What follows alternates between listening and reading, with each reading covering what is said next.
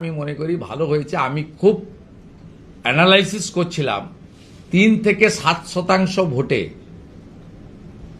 জামাতকে হারিয়ে সংখ্যাগরিষ্ঠতা পেয়েছে বিএনপি বা তার সহযোগী দলগুলো।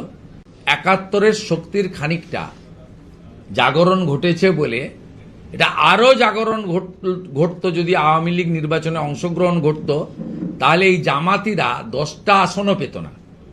অ্যালার্মিং এটাই যে পশ্চিমবঙ্গের সীমান্তবর্তী যে বাংলাদেশের এলাকাগুলো আছে, আওয়ামী লীগের অনুপস্থিতির সুযোগ নিয়ে সেখানে জামাতিরা জিতেছে, যারা মৌলবাদ জঙ্গিবাদের উপর নির্ভর করে গ্রেটার বাংলাদেশের স্বপ্ন দেখে, যারা চিকেন নেককে কেটে ফেলার স্বপ্ন দেখে ইত্যাদি। এটা আমাদের কাছে আশঙ্কার। সেই কারণে পশ্চিমবঙ্গের রাষ্ট্রবাদী জনগণ, বিশেষ করে বাঙালি হিন্দু, এপ্রিলের নির্বাচনে কি পেলাম আর কি পাবো যোগ বিয়োগ তো হবে।